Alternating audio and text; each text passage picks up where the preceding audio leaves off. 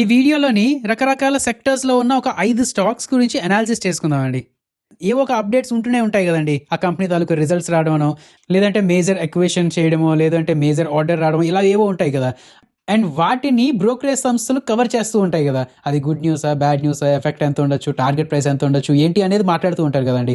So వాటిని base చేసుకొని ఒక 5 స్టాక్స్ని అనాలిసిస్ చేసుకుందాం. ఓకే కదా. వీడియో మంచి ఇంట్రెస్టింగ్గా ఇన్ఫర్మేటివ్గా ఉండబోతుంది. వీడియో లాస్ట్ వరకు చూడండి. వెల్కమ్ టు రూపాయి తెలుగు. నా పేరు మౌలి. కొత్తగా మన ఛానల్కి వచ్చినట్లయితే ప్లీజ్ సబ్స్క్రైబ్ చేసుకొని నోటిఫికేషన్స్ ఆన్లో పెట్టుకోండి. ఆ లైక్ అని, షేర్ అని, కామెంట్ అనేది చేస్తూ ఉండండి.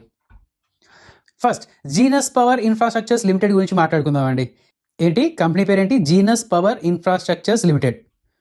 ఈ కంపెనీ ఏం చేస్తుంది? ఇది ఒక ఇంజనీరింగ్ అండ్ క్యాపిటల్ గూడ్స్ సెక్టర్కి చెందిన ఒక కంపెనీ అనుకోవచ్చు. సింపుల్గా చెప్పాలి అంటే మన ఎలక్ట్రిసిటీ మీటర్స్ ఉన్నాయి కదా, పాత రకం ఎలక్ట్రిసిటీ మీటర్స్ని స్మార్ట్ మీటర్స్గా కన్వర్ట్ చేసేవాళ్ళు అనమాట.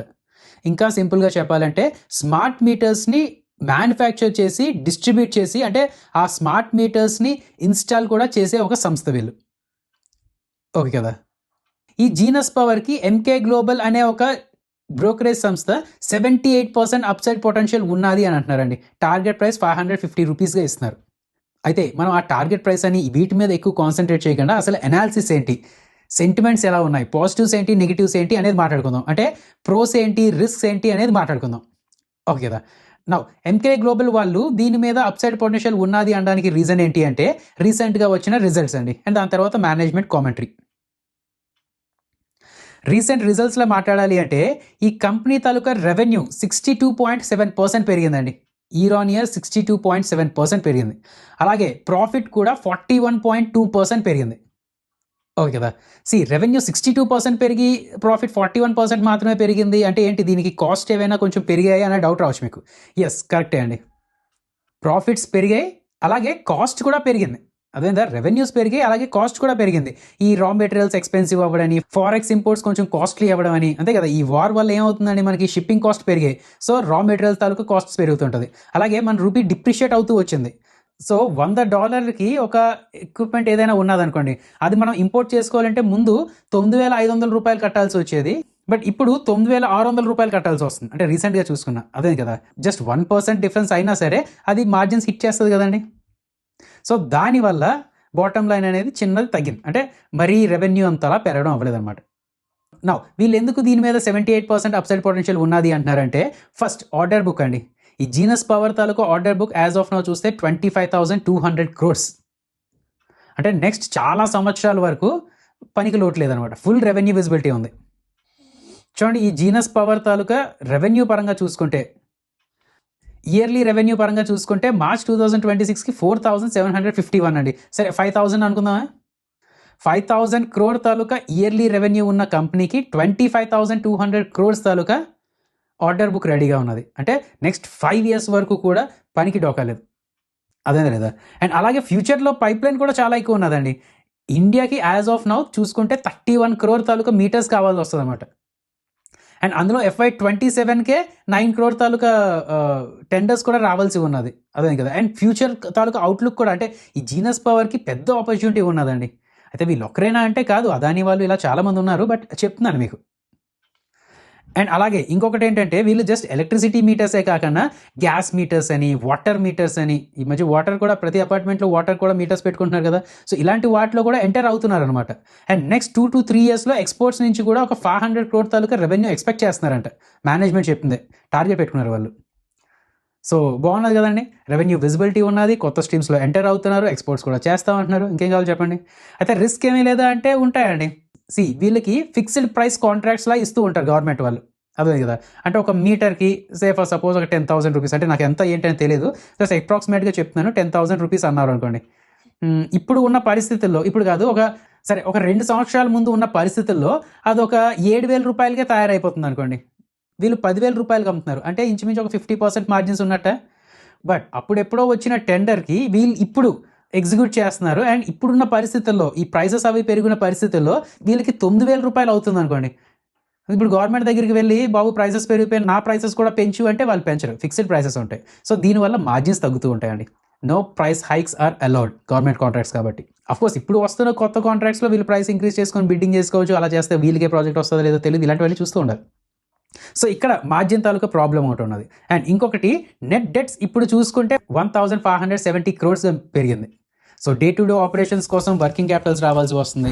అలాగే గవర్నమెంట్ కాంట్రాక్ట్ కాబట్టి అఫ్కోర్స్ బిల్లింగ్ ఇలాంటివన్నీ ఇన్వాయిస్ అన్ని సబ్మిట్ చేస్తుంటారు, బట్ రావాల్సిన డబ్బులు లేట్గా వస్తుంటాయి. సో వర్కింగ్ క్యాపిటల్ తాలూకా ప్రాబ్లం అనేది ఉంటుందండి. అందుకని వీళ్ళు డెట్స్ కొంచెం పెరుగుతూ ఉన్నది.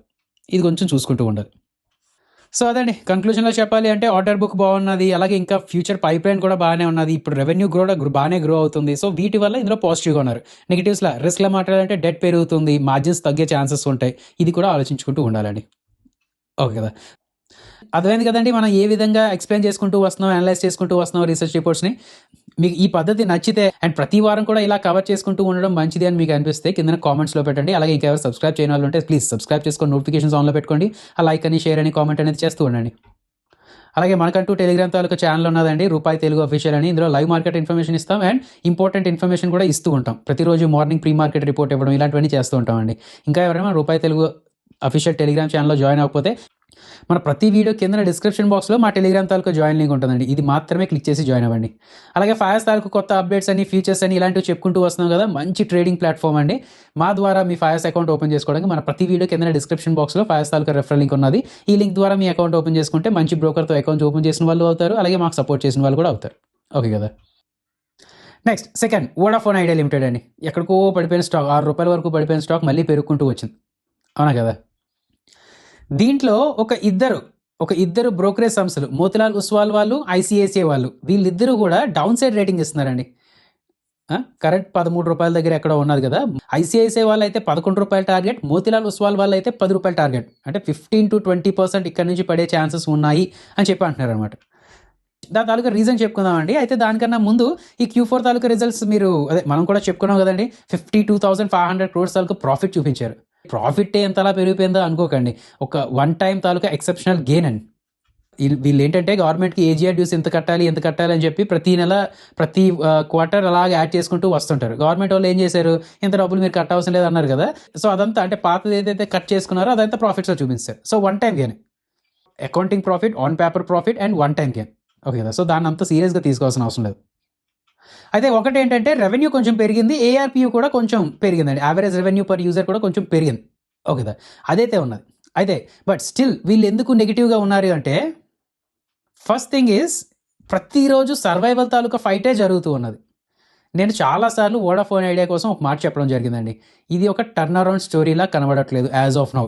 ఇది జస్ట్ ఒక సర్వైవల్ గేమ్ లాగే కనబడుతుంది. అంటే కంపెనీ జీరో అవ్వకుండా, కంపెనీ మూతపడిపోకుండా, ఏదో చావు బతుకుల మధ్య అంటే ఐసీయూలో కొట్టాడుతూ ఉంటారు చూడండి, అలాగే కనబడుతుంది అన్నమాట. ఇది జస్ట్ ఒక సర్వైవల్ ఫైట్ లాగే కనబడుతుంది. మనం చెప్పుకున్నాం కదా, వాళ్ళు కూడా అదే చెప్తున్నారనమాట. వాళ్ళు ఏం చెప్తున్నారంటే ఈ కేపెక్స్ ఏదైతే ఉన్నదో నెక్స్ట్ 2 years వరకు 45,000 crore తాలూకా డబ్బులు కావాల్సి వస్తుంది అనమాట. అఫ్కోర్స్ దీనికోసం ఎస్బీఐ లెడ్ కన్సోర్షియం ఒకటి 25,000 crore తాలూకా లోన్ ఇస్తుంది అని చెప్పి అంటున్నారు. అదొకే, ఇది ఒకవేళ ఫాస్ట్గా వచ్చేస్తే కొంతవరకు పర్లేదు, బట్ ఏదైనా సరే ఇంత డబ్బులు ఖర్చు పెట్టాల్సి వస్తుంది అన్నమాట. అదొకటి ఉన్నది. And second thing, market almost like ఇప్పటి వరకు జరిగిన దాన్ని అంతటిని ప్రైసింగ్ చేసేసినట్టే. అండ్ వాల్యుయేషన్ కూడా కొంచెం పెరుగుతూ ఉన్నదండి. అఫ్కోర్స్ వాల్యుయేషన్ చూడాలి అంటే ఆ ప్రాఫిట్స్ అవన్నీ పట్టించుకోవడం పెద్దదే వద్దు, బట్ మిగతా లాగా చూసినా వాల్యుయేషన్స్ పరంగా చూస్తే ఎయిర్టెల్ కన్నా ఎక్కువ వాల్యుయేషన్స్ ఇస్తున్నారు అన్నమాట వీళ్ళు. సో ఇప్పుడు ఓన్లీ థింగ్ ఏంటంటే ఆ ఏఆర్పియూ ఇంకా పెరగాలి, అంటే ప్రైస్ ఇంక్రీజ్ చేయాలి, అంటే టారిఫ్స్ అనేది పెంచాలి. వీళ్ళు ఒక్కరే పెంచేసి జియో వాళ్ళు, ఎయిర్టెల్ వాళ్ళు టారిఫ్స్ పెంచలేదు అనుకోండి, సింపుల్గా ఏంటంటే ఇప్పుడు ఎవరైతే వోడాఫోన్ ఐడియా సిమ్ వాడుతున్నారో వీళ్ళు కూడా క్యాన్సిల్ చేసేసుకొని ఆ ఎయిర్టెల్కో జియోకో షిఫ్ట్ అయిపోతారు. So first thing to be done is అక్కడ ఎయిర్టెల్ వాళ్ళు లేదంటే జియో వాళ్ళ టారిఫ్స్ పెంచాలి. ఇండస్ట్రీ వైడ్గా టారిఫ్స్ పెరిగితే అప్పుడు మాత్రమే ఈ వోడాఫోన్ ఐడియా వాళ్ళు టారిఫ్స్ పెంచే ఛాన్సెస్ ఉన్నాయి, అంతే కదా. అదంతా జరిగిపోవాలన్నమాట. అది ఎంత ఫాస్ట్గా జరిగితే డ్యామేజ్ అనేది మరీ ఎక్కువ అవ్వకుండా ఉంటుంది. అండ్ అలాగే యాజ్ ఆఫ్ నౌ చూసుకున్నా సరే చర్న్ రేట్ అనేది ఎక్కువ ఉన్నదండి. అంటే పాత సబ్స్క్రైబర్స్ వెళ్ళిపోతూ ఉంటుంటారు అన్నమాట, బయటకి పోర్ట్ అయిపోతూ ఉన్నారు. ఇప్పటికీ వోడాఫోన్ ఐడియా తాలూకా సబ్స్క్రైబర్స్ బయటకు వెళ్తూ ఉన్నారు. ఓకే కదా. సో జరగాల్సిన విషయం ఏంటి, ఒకటి వీళ్ళకి డబ్బులు వచ్చేయాలి, బ్యాంక్ డిలే చేయకుండా వీళ్ళకి డబ్బులు ఇచ్చేసి ఖర్చు పెట్టుకోండి, ఎదగండి అని చెప్పి అంటూ ఉండాలి. అండ్ అలాగే రెండోది కూడా ఏంటంటే జియో వాళ్ళు, ఎయిర్టెల్ వాళ్ళు వాళ్ళ ప్రైస్ హైక్ చేయాలి, అంటే టారిఫ్స్ హైక్ చేయాలి, దానివల్ల బిల్ కూడా చేయాలండి. అవన్నీ జరిగితే అప్పుడు మళ్ళీ ఎంతో కొంత మాట్లాడుకోవచ్చు కానీ, బట్ అప్పటి వరకు మాత్రం ఇది ఐసీయూలో వెంటిలేటర్ సపోర్ట్లో ఉన్నట్టే. ఓకే కదా. నెక్స్ట్ ఐటీసీ లిమిటెడ్, ఇది ఏం చేస్తుంది, ఎందుకు చేస్తుంది అని చెప్పాల్సిన లేదు కదండి. దీనికి ఐసిఐసిఐ సెక్యూరిటీస్ వాళ్ళు 14% అప్సైడ్ పొటెన్షియల్ ఉన్నది అంటున్నారు. యాక్సిస్ సెక్యూరిటీస్ వాళ్ళు అయితే ఒక 6% అప్సైడ్ పొటెన్షియల్ ఉన్నది అంటున్నారు. ఎప్పుడు అది 434 రూపీస్ దగ్గర ఎక్కడో ట్రేడ్ అవుతున్నప్పుడు. అయితే మీకు చాలాసార్లు చెప్పినట్టున్నానండి, ఐటీసీని జస్ట్ ఒక సిగరెట్స్ తాలూకా మేకరే కాకుండా ఎఫ్ఎంసీజీ అని, హోటల్స్ అని, పేపర్ బోర్డ్స్ అండ్ ప్యాకేజింగ్ అని, అగ్రి బిజినెసెస్ అని కూడా చూస్తూ ఉండాలి.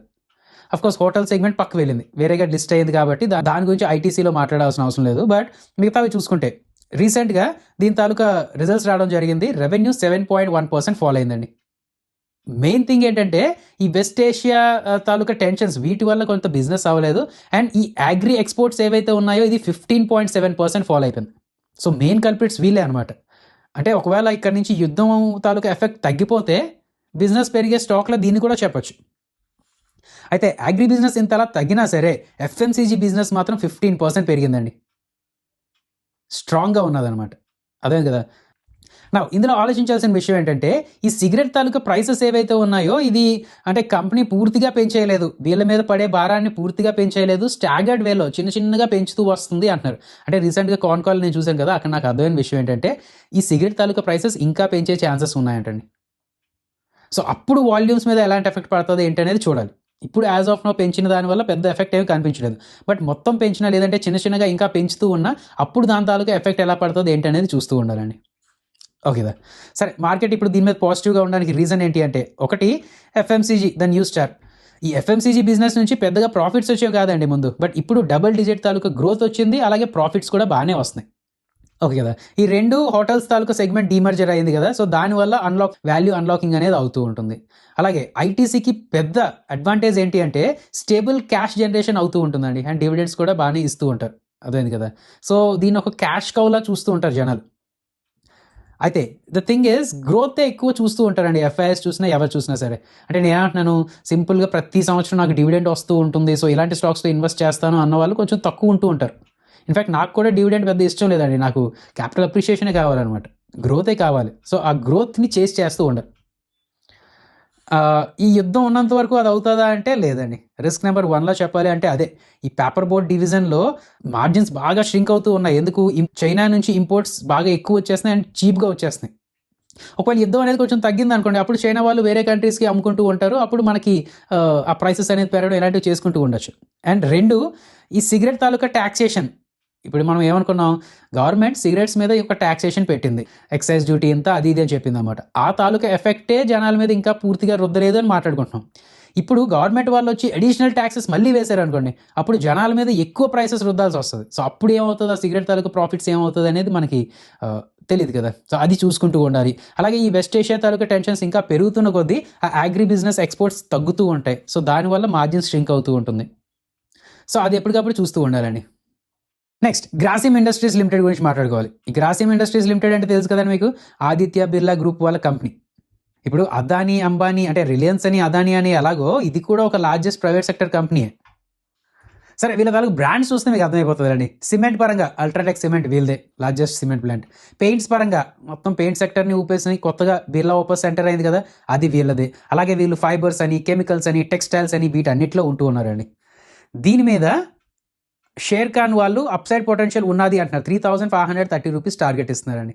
ఎందుకు ఏంటి అనేది మాట్లాడుకుందాం. ఫస్ట్ దీని తాలూకా రిజల్ట్స్ పరంగా మాట్లాడాలంటే రెవెన్యూ 31.9% ఇయర్ ఆన్ ఇయర్ పెరిగిందండి, ఎక్స్పెక్టేషన్స్ని బీట్ చేసింది. అయితే ప్రాఫిట్స్లోకి వచ్చేసారంటే కాదు, లాస్లోనే ఉన్నారు, ప్రస్తుతానికి లాస్లోనే ఉన్నారు. ఎందుకంటే ఈ బిర్లా ఓపస్ అనే పెయింట్ సెక్షన్ ఓపెన్ చేసిన తర్వాత దాంట్లోకి ఎక్కువగా ఎక్స్పెన్సెస్ పెట్టాలి కదండి, క్యాపెక్స్ అనేది పెట్టాలి, ఖర్చులు ఎక్కువ అవుతూ ఉంటాయి కదా.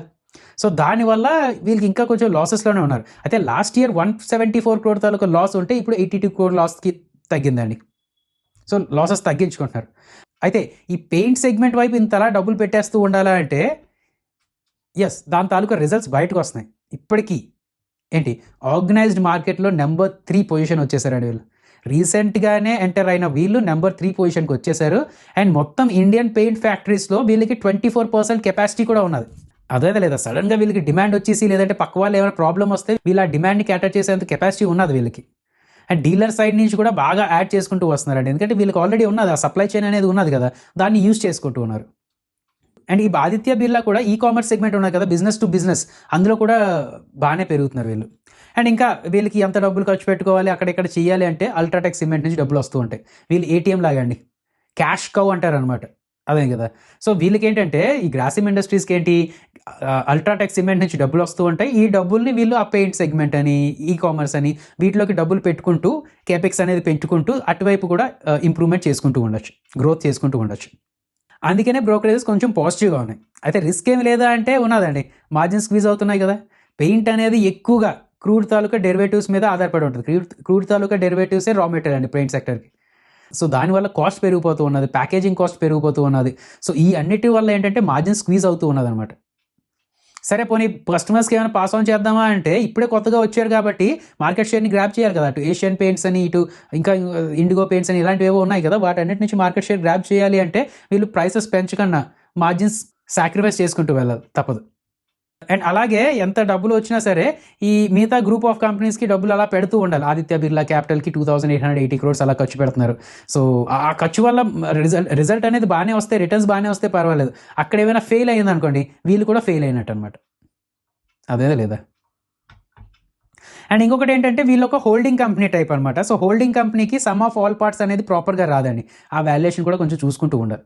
ఇప్పుడు నేను చెప్పిన టర్మ్ మీకు ఒకవేళ అర్థం కాకపోయినా సరే మీరు గుర్తుపెట్టుకోవాల్సిన విషయం ఏంటంటే హోల్డింగ్ కంపెనీకి వాల్యుయేషన్ రీరేటింగ్ అనేది కొంచెం స్లోగా వస్తుంది. ఇంకా ఫైనల్గా అపోలో హాస్పిటల్స్ గురించి మాట్లాడుకుంటే యాజ్ ఆఫ్ నో ఒక 12% అప్సైడ్ పొటెన్షియల్ వరకు ఉన్నది అన్నట్టు పిఎల్ క్యాపిటల్ వాళ్ళు ఒక టార్గెట్ ఇచ్చారండి, 6750 రూపీస్. వీళ్ళు ఏం చేస్తుంటారండి, of course health care services, care hospitals పూర్తిగా ఉన్నాయి. అలాగే డిజిటల్ సైడ్ కూడా, డిజిటల్ ఫార్మసీ అని, యాప్ అని, ఇందులో కన్సల్టేషన్ అని ఇవి కూడా వస్తూ ఉన్నాయి. ఓకే, వీళ్ళ తాలూకా రిజల్ట్స్లా చెప్పాలి అంటే బాగానే పెరిగాయండి. రెవెన్యూస్ ఒక 50% పెరిగింది, ప్రాఫిట్ ఒక 31% అలా పెరిగింది. సేల్స్ పెరిగాయి, ఎబిటా తాలూకా గ్రోత్ కూడా బాగానే వచ్చిందనమాట. అండ్ ఇంకొకటి ఏంటంటే ఈ అపోలో 24/7 ఏదైతే ఉన్నదో ఆ app as of no break even టార్గెట్కి వచ్చేస్తుంది అన్నట్టు చెప్తున్నారనమాట. అంటే ఒక్కొక్క సెగ్మెంట్ వీళ్ళకి ప్రాఫిట్స్లోకి వస్తూ ఉన్నాయి. సో దాన్ని ఏమంటారు, క్యాష్ డ్రైన్ తగ్గుతుంది అండ్ అక్కడ నుంచి ప్రాఫిట్స్ కూడా వస్తూ ఉంటాయి. సో ఈ బ్రోకరేజ్ సంస్థలు పాజిటివ్గా ఉండడానికి రీజన్లా చెప్పాలి అంటే ఒకటి ఫండింగ్ అండి. పెద్ద పెద్ద పీఈ ఫర్మ్స్ వాటి నుంచి ఫండింగ్ వస్తుంది, 2750 crores అలాగే వీళ్ళకి డబ్బులు వస్తున్నాయి అనమాట. సో అది వీళ్ళు డిజిటల్ ప్లాట్ఫామ్లోకి, అలాగే హోల్సేల్ ఫార్మా కంపెనీలోకి అంటే అక్వైర్ చేయడానికి వాటికి యూజ్ చేస్తూ ఉన్నారు. అలాగే ఇప్పుడు టెలికాంలో యావరేజ్ రెవెన్యూ పర్ యూజర్ ఉన్నదండి, ఒక మెట్రిక్. ఇంకొకటి యావరేజ్ సెల్లింగ్ ప్రైస్, మన ఈ పిజ్జా హట్ వాటి కోసం మాట్లాడుకున్నాం. అలాగే హాస్పిటల్స్లో ఏంటంటే average revenue per occupied bed అంటారు. అంటే ఒక బెడ్ మీద ఒక పేషెంట్ వెళ్ళి పడుకుంటే ఆడ దగ్గర నుంచి ఎంత గుంజేస్తారు, సింపుల్గా చెప్పాలంటే. సరే, ఒక క్యాపిటలిస్ట్ మైండ్ సెట్ ఉండాలి కాబట్టి మనం బిజినెస్ పరంగానే ఆలోచించాలండి. సరే, అది చూసుకుంటే ఇది 11% ఇయర్ ఆన్ ఇయర్ పెరుగుతూ వస్తుంది అనమాట. సో కొంచెం పర్వాలేదు. అలాగే కమింగ్ ఇయర్స్ కూడా వీళ్ళు ఒక 2860 కొత్త బెడ్స్ యాడ్ చేసే ప్లాన్లో ఉన్నారు. సో ఎక్స్పాండ్ అవుతున్నారు, ఇటు బెడ్స్ వైపు ఎక్స్పాండ్ అవుతున్నారు, అటు ఒక బెడ్ నుంచి వచ్చే డబ్బులు కూడా పెరుగుతూ ఉన్నదండి. సో అది గుడ్ న్యూస్గా తీసుకుంటున్నారు అనమాట. రిస్క్ ఏమీ లేదా అంటే ఉన్నాయి. ఇప్పుడు కొత్త హాస్పిటల్స్ కడుతూ వస్తున్నారు, దానికి ఎర్లీ కాస్ట్ అనేది ఎక్కువ అవుతూ ఉంటుంది కదా. కొత్త హాస్పిటల్ కట్టగానే మాకు ఈ జ్వరం ఉంది, అది జ్వరం ఉందని చెప్పేసి జనాలు వచ్చారు కదా. సో ఇనీషియల్ ఫుట్ఫాల్ తగ్గుతూ ఉంటుంది అండ్ హై ఎర్లీ కాస్ట్ కూడా ఉంటాయి కాబట్టి షార్ట్ టర్మ్లో మార్జిన్స్ కొంచెం హిట్ అయ్యే ఛాన్సెస్ ఉన్నాయి. అండ్ అలాగే చిన్న డయాగ్నోస్టిక్ సెంటర్స్ అని, క్లినిక్స్ అని ఇవేవైతే ఉన్నాయో వాటి నుంచి కూడా మార్జిన్స్ తగ్గే ఛాన్సెస్ ఉన్నాయండి. సో చూడాలి, జనరల్గా మార్కెట్ ఎప్పుడు ప్రాఫిటబిలిటీ మీద చూస్తూ ఉంటుంది కదా. ఒకవేళ అలా ప్రాఫిటబిలిటీ మీదే ఎక్కువ దృష్టి పెడితే షార్ట్ టర్మ్లో కొంచెం నెగిటివిటీ తీసుకునే ఛాన్సెస్ ఉన్నాయి. ఓకే కదా. మీరు ఎప్పుడైనా ఈ అపోలో 24/7 ఈ ఫీచర్ ఎప్పుడైనా యూజ్ చేశారా అండి? లేదంటే అపోలో డిజిటల్ ఫార్మసీలో మెడిసిన్స్ ఎప్పుడైనా ఆర్డర్ పెట్టుకున్నారా ఏంటి? కింద కామెంట్స్లో పెట్టండి. సో ఇదండి ఈ video. Genus power, Vodafone idea, ITC, Grasim industry, Apollo hospitals వీటన్నిటి గురించి మనం డిస్కస్ చేసుకున్నాం. రీసెర్చ్ రిపోర్ట్స్ని అనలైజ్ చేసుకున్నాం. ఏది డైరెక్ట్ ఫైనాన్షియల్ అడ్వైస్ కాదండి, మీ అనాలిసిస్ కోసం మేము ఇస్తున్న కంటెంట్. ఇలాంటి వీడియోస్ మరిన్ని కావాలి అనిపిస్తే ప్లీజ్ కింద కామెంట్స్లో పెట్టండి అండ్ మన రూపాయి తెలుగు ఛానల్ని సబ్స్క్రైబ్ చేసుకొని నోటిఫికేషన్స్ ఆన్లో పెట్టుకోండి. జై హింద్. ఒకసారి మన డిస్క్లైమర్ చూసేయండి. మేము ఏది చెప్పినా సరే అది ఎడ్యుకేషన్ అండ్ ఇన్ఫర్మేషన్ పర్పస్ కోసమే. మేము SEBI registered advisor or research analyst రెండు కాదు. మేము ఏది ఇచ్చినా సరే అది ఫైనాన్షియల్ అడ్వైస్ కాదు. We are not giving any buy or sell calls. ఏది ఫైనాన్షియల్ అడ్వైస్ కాదండి, జస్ట్ ఎడ్యుకేషన్ ఇన్ఫర్మేషన్ పర్పస్ కోసం. మీ ఓన్ రీసెర్చ్ చేసుకోండి, లేదు అంటే ఒక సెబీ రిజిస్టర్డ్ అడ్వైజర్ అయినా కలండి.